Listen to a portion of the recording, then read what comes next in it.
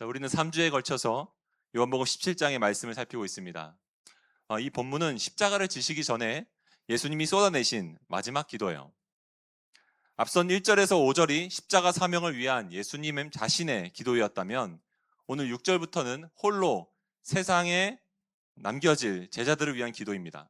이 핍박과 유혹 속에서도 그들이 끝까지 믿음을 지킬 수 있도록 간구하신 거예요. 근데 이 말씀을 단순히 활자로 우리가 좀 평면적인 기도문으로 보면 안 돼요. 왜냐하면 이 글을 기록하고 있는 85세의 노사도 요한이 도대체 어떠한 심정으로 50년이 지나서 그날 밤을 회상하면서 펜을 들었는지 그 절박함을 느껴야 됩니다. 당시 요한과 함께했던 직계 제자들은 이미 모두 순교했습니다. 예루살렘 성전은 로마군에 의해서 처참히 파괴되었고 무려 110만 명이 죽었어요. 살아남은 성도들은 전 세계로 뿔뿔이 흩어져서 디아스포라, 난민이 되었습니다. 설상가상으로 자신을 신이라고 부르고 자신을 주님이라고 부르러가는 황제 도미티아누스 황제의 피바람이 부는 핍박이 몰아쳤습니다. 내게 충성하면 복을 주고 내게 거역하면 3대를 멸하겠다라고 했습니다.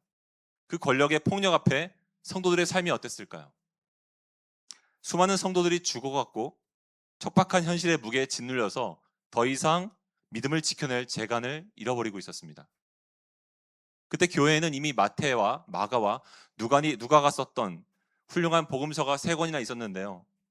하지만 늙은 사도 요한은 자기 생의 마지막 순간에 굳이 다시 펜을 들어야 됐습니다. 왜냐하면 벼랑 끝에 쓴 성도들에게 자신만이 가슴 깊이 간직하고 있던 그 밤의 이야기를, 예수님의 진짜 마음을 들려줘야만 했기 때문입니다. 그렇다면 숨막히는 현실 앞에 무너져가는 성도들에게 요한이 그토록 전하고 싶었던 예수님의 속마음과 그 기도는 무엇일까요? 먼저는 하나님이 세상의 악에서 자기 사람들을 지키신다는 거예요.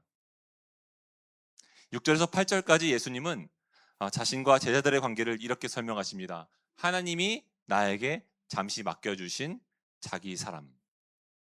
요약해서 제가 좀 읽어드릴게요. 나는 아버지께서 내게 주신 말씀들을 그들에게 주었고 그들이 이 말씀을 받아들이므로 내가 아버지로부터 온 줄을, 내가 하나님부터 온 줄을 믿었나이다. 이들은 본래 아버지의 것인데 나에게 잠시 맡기셨습니다. 하나님이 자기 사람으로 여기시는 사람들이 누구죠? 말씀을 통해 예수님을 받아들인 사람들이에요. 우리예요. 근데 이렇게 예수님을 자기 삶에 받아들이고 그분을 자기 삶의 주님으로 모시는 사람들이 이 세상 속에서 겪는 것이 무엇이죠? 치열한 충돌입니다. 이왕이면 하나님의 뜻대로 살고 싶어서 남들 다 편하게 눈 감고 넘어가는 일에도 혼자 멈칫해서 신앙의 필터링으로 거쳐내죠. 그냥 모른 척 지나치면 편한데 굳이 가던 길을 돌아와서 오지랖 넓게 어려운 사람을 돕습니다. 주말엔 내 한 몸 푹 쉬고 챙기고 싶은데 어떻죠? 나 아니면 누가 하겠어? 교회 와서 리더로 봉사하고 미디어팀으로 봉사하고 찬양팀으로 섬기죠. 미운 사람을 시원하게 욕하고 싶은데 밤에 자려고 누우면 남을 미워한 내 자신이 더 미워서 회개하느라고 바쁘죠. 세상의 눈으로 보면 참 피곤하고 바보같이 사는 사람들, 그게 그리스도인들이에요. 우리는 매일같이 내면에서 이 가치의 충돌을 겪습니다. 취업 준비를 하면서 자소서를 쓸 때면 이런 충돌을 겪죠. 교회에 오면 분명히 나는 하나님의 존귀한 자녀라고 했는데 면접관 앞에서는 왜 이렇게 한없이 작아지는지 모르겠어요. 뽑아만 주시면 뼈를 묻겠다고 했는데 주님, 제가 뼈를 묻을 곳이 정녕 교회뿐입니까? 이런 말이 나와요. 이리저리 차가운 시선을 받고 자존심을 짓밟히면요, 그 속에서 나는 하나님의 존귀한 자녀라는 그 말이, 그 정체성을 유지하는 게 너무 어려워요. 그러면 성경 읽기가 뭡니까? 교회도 안 가고 싶어요. 그래서 예수님은 이렇게 애타게 기도하셨습니다. 17장 11절 우리 함께 읽겠습니다. 시작. 나는 세상에 더 있지 아니하오나 그들은 세상에 있사옵고 나는 아버지께로 가옵나니 거룩하신 아버지여 내게 주신 아버지의 이름으로 그들을 보전하사 우리와 같이 그들도 하나가 되게 하옵소서. 내가 더 이상 제자들의 곁에 있지 못하기 때문에 물리적으로 나 없이 이 척박한 생활 속에서 믿음을 지켜내는 자녀들을 위해서 예수님은 하나님 아버지께 지켜주셔야 된다라고 기도한 겁니다. 17장 15절 제가 읽겠습니다. 내가 비옵는 것은 그들을 세상에서 데려가시기를 위함이 아니요 다만 악에 빠지지 않게 보존하시기를 위함이니이다. 여기서 악에 빠진다는 것은 단순하게 거짓말을 하거나 죄를 짓는 것을 말하는 것이 아니에요. 그것만 의미하는 게 아닙니다. 세상의 멸시와 절망 속에서 영혼이 꺾이고 하나님의 자녀됨이라는 정체성을 완전히 포기해 버리는 상태를 말해요. 저는 이 예수님의 기도와 가장 닮아 있는 기도를 압니다. 바로 부모님의 기도예요. 많은 분들이 교회에 와서 여러 가지 기도 제목을 내려놓지만 결국 가장 오래 붙잡고 우는 기도는요, 내 자식에 대한 기도더라고요. 누가 시킨 것도 아닌데 기도하다 보면 강물이 마치 바다로 향하듯이 결국 자녀들을 위해서 기도하고 있어요. 하나님, 우리 아이가 이 험한 세상 속에서 상처받지 않게 하시고 악에 빠지지 않게 지켜주십시오. 저는 어릴 적 저희 아버지의 식탁 기도를 매우 싫어했습니다. 힘들어했어요. 왜냐하면 저희 아버지는 식탁에 앉으면 항상 한 명 한 명 이름을 불러가면서 축복 기도를 해주셨거든요. 기도가 너무 길어지는 거예요. 다 커가지고 삼남매가 손자 손녀까지 데리고 와서 같이 식사를 하면 저희 아버지는 얼마나 기도가 길어졌는지 모르겠습니다. 누구 하나 빼셔도 좀 안 서운한데 저희 아버지는 누가 서운할세라 한 사람도 빠짐없이 꼭 기도를 다 하셨어요. 그러다 보면 음식이 다 식어 있는 거예요. 어린 마음에 아버지가 짧게 기도하셨으면 좋겠다라고 생각했는데, 근데 제가 확실히 안 거는 아버지의 자식을 향한 사랑은 알겠더라고요. 음식은 식었는데 아버지의 사랑은 식지 않았습니다. 그 길고 길었던 기도가 무슨 효력이 있었을까 싶었는데, 세월이 지나 저희 아버지가 80이 넘으시고 노쇠하신 요즘에 우리 남매들은, 가족들이 그동안 저희 삼남매가 많은 어려움들을 겪고 많은 아픔들이 있었습니다.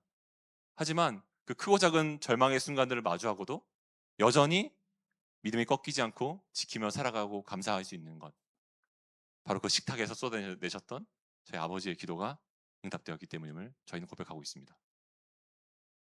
그럼 부모가 자기 자녀를 지키려고 눈물로 기도하듯이 하나님은 자기의 자녀들을 위해서 그렇게 기도하고 지키십니다. 사도 요한이 노년에 깨달았던 거 바로 이거예요. 동고동락했던 동료들이 죽음 앞에서도 믿음을 지킬 수 있었던 거, 겁쟁이였던 자신도 수십 년의 핍박 속에서 끝끝내 믿음만 아니라 교회도 지킬 수 있었던 거, 그건 내가 의지가 대단한 사람이어서가 아니고 그날 밤 내 제자들이 악에 빠지지 않게 보존하여 주십시오 라고 기도하셨던 그 예수님의 기도가 있었기 때문입니다.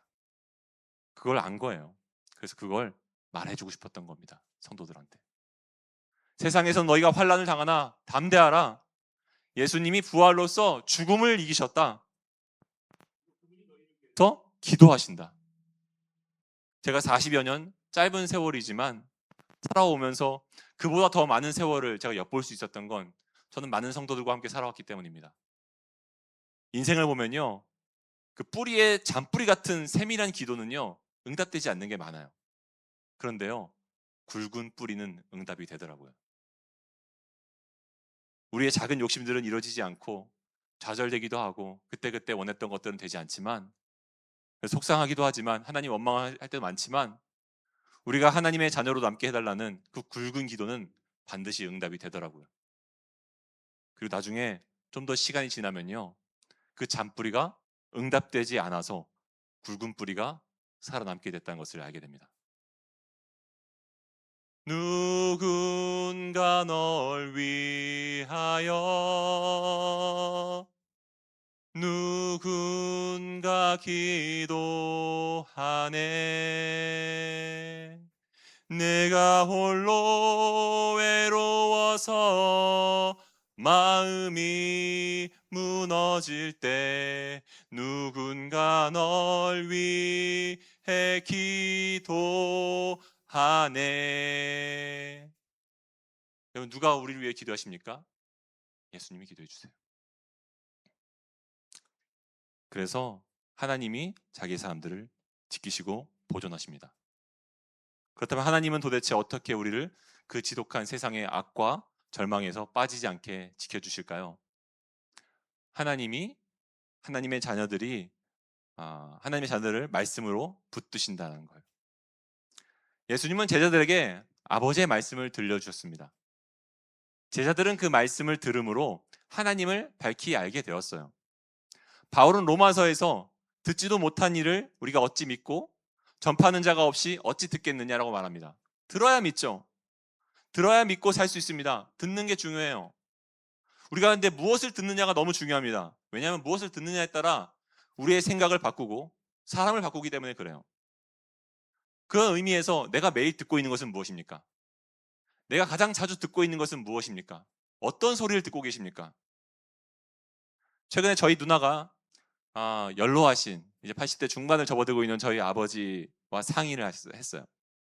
그리고 아버지의 유튜브 채널 구독 목록을 다 바꿔놨습니다. 좋아요를 막 다른 걸 눌러놓고 이제 유튜브 채널 목록을 다 지우고 다시 새로 깔았어요. 저희 아버지와 협의하고.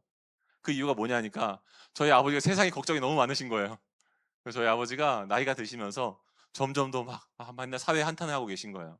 그랬더니 저희 어머니 누나가 아버지 몸도 안 좋으신데 정신 건강도 안 좋고 아버지 좀 좋은 거 보시라고 상의를 드렸어요. 그래서 아버지가 납득을 하시고 결국 유튜브 채널 다 바꾸셨습니다.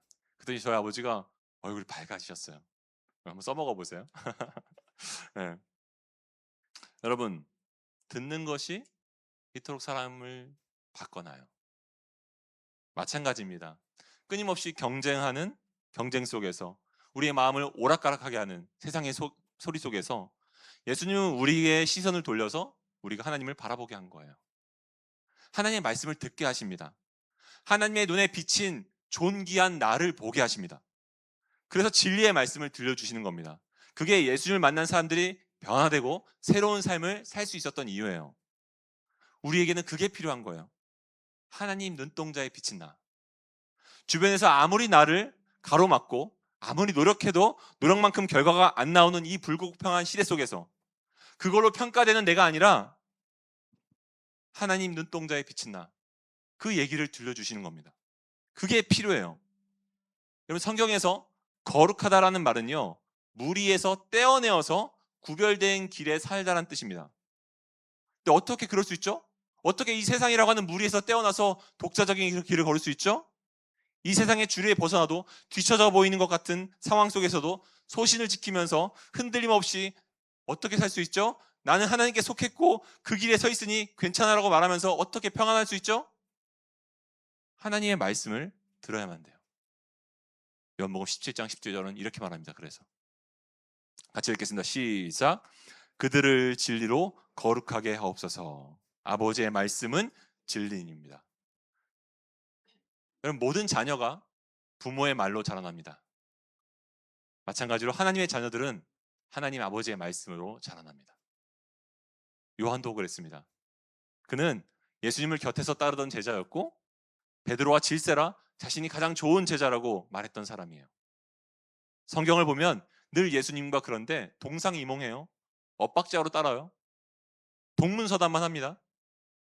예수님의 말씀은 늘 낮은 곳으로 향하라고 말하고 해도 늘 제자들끼리 누가 더 높으냐고 누가 더 큰 존재냐고 그렇게 싸웠어요.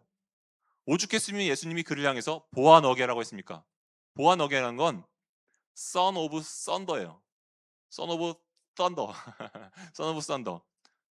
토르가 아니고 천둥의 아들 보아너게라는 뜻입니다. 불같은 성격으로 다툼만 일삼으면서 예수님 말씀도 잘 못 알아들으면서 예수님을 따르겠다고 하는 그는 무엇으로 예수님을 따랐죠? 어떻게 따랐죠? 처음에는 말씀이 아니라 자기 욕망으로 따랐고 자기 열심으로 따랐습니다. 그리고 그는 결국 어떻게 했습니까? 예수님 잡히실 때 도망쳤어요. 도망쳤습니다. 자기에게 불이익이 분명할 때 도망쳤어요. 신문 받고 고문 받으실 때 곁에 없었습니다. 예수님이 공개 처형을 받으시는 날 군중 가운데 숨어서 처참한 몰골로 나무에 달리신 예수님을 바라보면서 그 흔들림 없을 것 같던 그 듬직했던 예수님이 죽어가시는 것을 보면서 그저 볼 수밖에 없었던 그 상황 속에서 그는 마리아와 많은 그 예수님을 따랐던 사람들 사이에 껴서 무슨 생각을 했을까요? 이 말씀이 생각나지 않겠습니까? 마태복음 12장 48절인데요.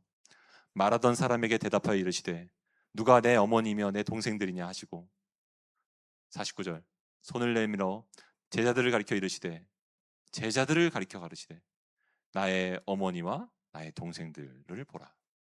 내 제자들이 내 어머니와 내 동생들이란 겁니다. 50절 누구든지 하늘에 계신 내 아버지의 뜻대로 하는 자가 내 형제 자매요 어머니이니라. 이 말씀이 생각나지 않겠습니까? 예수님이 나를 동생이라고 불러주셨는데 나는 그렇지 않았던 겁니다. 아버지의 뜻대로 행하는 자라야 가족이라고 하셨는데 나는 그렇지 않았던 거예요. 아마 상상을 조금만 해보면 예수님은 십자가에 매달리셔서 고개가 아래로 떨궈져 계셨을 거고 그는 눈을 마주칠 수 없었을 겁니다. 자기가 어떤 일을 했는지 자기가 어떤 사람인지를 자책하면서요. 근데 그때 예수님은 그를 어떻게 보십니까? 오늘 이렇게 나와요. 예수께서 자기의 어머니와 사랑하시는 제자가 곁에 서 있는 것을 보시고 그에게 어떻게 말씀하셨습니까? 나무라셨습니까? 아니에요. 사랑하시는 제자로 보셨습니다. 그를 사랑하시는 제자로 변함없이 바라보셨습니다. 그리고 어떻게 말씀하셨습니까? 자기 어머니께 말씀하시되 여자여 보소서 그 요한이 당신의 아들입니다 하시고 또 그 제자에게 이르시되 보라 너의 어머니라 내 어머니가 너의 어머니라 하신데 그때부터 그 제자가 자기 집에 그 어머니를 모시니라. 이게 무슨 말이죠? 요한아 네가 나를 배반했지만 너와 나 사이에서의 관계는 바뀐 게 아무것도 없다. 달라진 게 없다. 너는 여전히 내 가족이고 내가 사랑하는 내 제자고 내 동생이야. 네가 아버지의 뜻대로 못했지만 내가 너 대신 그 아버지의 뜻을 이루었단다. 그러므로 너는 여전히 내 사랑하는 동생이고 내 사랑하는 제자란다. 그럼 이 말씀은 다른 복음서에 없어요. 후에 부활하신 예수님이 갈릴리에서 베드로를 만나서 그 다시 어부가 되었던 베드로한테 밤이 맞도록 수고해도 아무 열매가 없었을 때 그에게 떡과 물고기를 구워주시고 개인적으로 3번 물어보시죠. 네가 나를 사랑하지 않느냐? 다시 회복시키십니다. 그와 같이 요한에게도 개인적으로 말씀하신 겁니다. 너와 나 사이는 바뀐 게 아무것도 없어. 너는 여전히 내 동생이고 내 사랑하는 내 제자란다.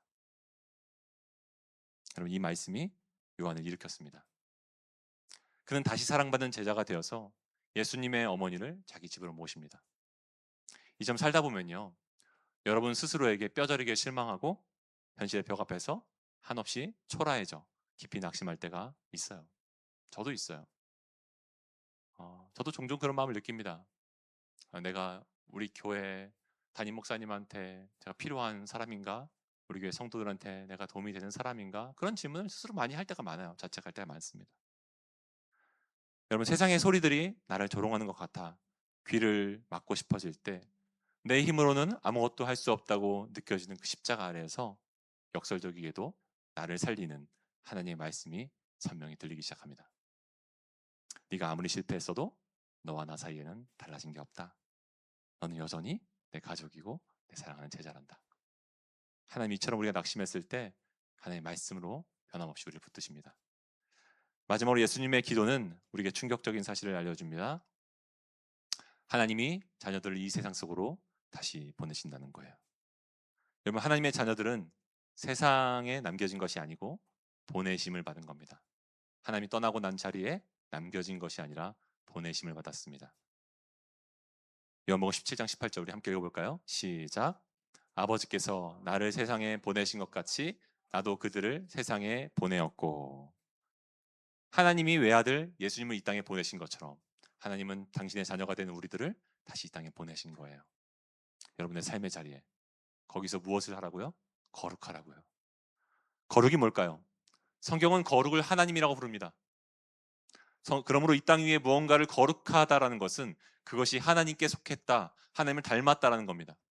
그래서 어떤 사물이나 사람을 거룩하게 한다는 것도 그것을 하나님께 드린다라는 거예요. 제가 이 아이패드를 하나님께 드리면 하나님을 위해서만 사용하는 용도로 쓴다면 이것은 거룩한 겁니다. 그런 관점에서 그럼 예수님의 기도를 이어서 봐야 돼요. 예수님 이렇게 기도하셨습니다. 요한복음 17장 19절. 또 그들을 위하여 내가 나를 거룩하게 하오니 이는 그들도 진리로 거룩함을 얻게 하려 함이니이다. 저는 이런 생각이 들었어요. 이 말씀을 묵상하면서. 거룩이 하나님께 드리는 거라면 예수님은 왜 자신을 드렸을까? 왜냐하면 그것에 따라서 이 뒷구절, 우리와 관련된 부분의 해석이 달라지기 때문에 그래요. 저는 이것을 이해하기 위해서 감람산 위에서 예수님이 행하셨던 다른 복음서들의 기도로 돌아갔고 그분이 했던 고백 가운데 이 질문의 답이 있음을 발견했습니다. 그것은 아버지라는 단어예요. 조금 나아가서 얼굴을 땅에 대시고 엎드려 기도하여 이르시되 내 아버지여 만일 할만하시거든 이 잔을 내게서 지나가게 하옵소서. 그러나 나의 원대로 마시옵고 아버지의 원대로 하옵소서. 여러분 예수님이 십자가 위에서 그 십자가를 선택함으로 무엇을 말씀하신 겁니까? 모든 상황 속에서도 이 모든 불합리한 상황 속에서도 하나님이 자기의 아버지라고 고백하신 겁니다. 그분은 십자가를 향한 하나님 아버지의 뜻을 사랑한 아들로 끝까지 남기로 선택하신 겁니다. 그러므로 그들도 거룩하게 하려 함이라 라는 말은 이런 의미입니다. 여러분 인생의 모든 억울하고 답답한 상황 속에서도 갈피가 잡히지 않는 삶의 진로 속에서도 여전히 하나님이 나의 아버지심을 기억하는 아들로 사는 거예요. 여러분 신앙은 거창한 게 아니에요. 세상을 바꾸는 게 아닙니다. 우리 중 누가 세상을 바꿀 힘이 있습니까? 예수님이 기도를 가르쳐 주신 것처럼 신앙이 무엇입니까?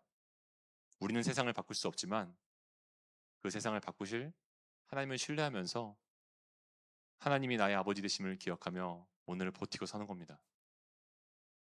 결론을 맺겠습니다. 그래서 사도 요한이 이 기록을 남긴 겁니다. 지금도 온갖 핍박을 피해 이방 나라로 도망친 디아스포라들을 위해서 차가운 세상 한복판에서 멸시받는 그리스도인으로 하루하루를 버텨내는 성도들을 위해서 하나님은 자기 사람들을 악에 빠지지 않도록 지키신다고 말씀으로 붙들어 주신다고 그들은 우연히 남겨진 게 아니라 하나님이 이유가 있어서 그 보내신 자리에 있다고. 실제로 이 디아스포라들은요 세계 곳곳에 흩어졌던 디아스포라들은 1세기 유대인들은 몰랐어요. 그때는 어떤 상황인지. 당장 쫓겨나서 흩어진 그 낯선 자리에 무슨 의미가 있는지, 오늘 이 힘겹게 살아가는 이 바뀐 삶의 터전에서 무슨 삶의 의미가 있는지, 이 박해와 핍박 속에서 허드렛 일을 하며 이게 하나님 나라와 대체 무슨 상관이 있는지 알 길이 없었어요. 그저 낯선 땅에서 서름을 참고 살아야 됐고 억울함을 삼키고 살아야 됐고 요한이 쓴 이 복음서 한 권을 붙잡으면서 겨우겨우 오늘 하루를 살아냈습니다. 근데 놀라운 사실은요 그들이 도망친 그 흩어진 그 자리에서 묵묵히 자녀를 낳고 버티었던 그 자리에서 그들을 통해 세계 복음화의 기적이 일어났다는 겁니다. 그리고 알게 된 거죠. 버려진 줄 알았는데 하나님이 씨를 뿌리듯 뿌리셨구나. 사랑하는 청년 여러분, 내일이 보이지 않는 시간 속에서 여러분의 수고와 눈물도 결코 무의미해 보이는 그런 상황 속에서 여러분 그 시간들이 무의미하지 않다고 성경은 말합니다. 바울은 그러므로 이렇게 말해요. 고린도전서 15장 58절 우리 함께 읽겠습니다. 시작. 그러므로 내 사랑하는 형제들아 견실하며 흔들리지 말고 항상 주의 일에 더욱 힘쓰는 자들이 되라.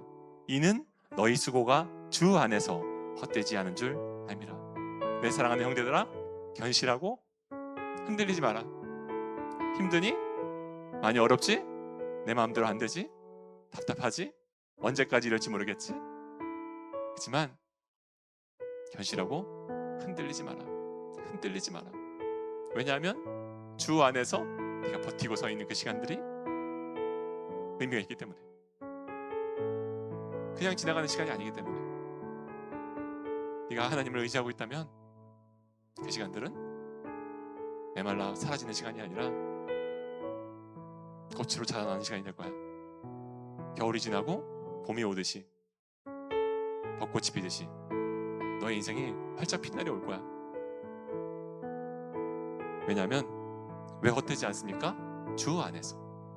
그러니까 주 안에 있기 때문에. 그 죽음을 이기시고 부활하신 주 안에 있기 때문에 여러분 괜찮습니다. 주님께서 여러분들 위해 기도하시기 때문에 여러분의 인생 망하지 않습니다. 괜찮아요. 의미가 있습니다. 우리 다시 한 번 더 하나님이 나의 아버지 되심을 고백하며 나아가는 저와 여러분이 되시기를 주님으로 축복합니다. 이 시간 우리 함께 좀 찬양하기 원하는데요. 나는 주님께 속한 자, 우리 함께 좀 찬양하며 나갔습니다.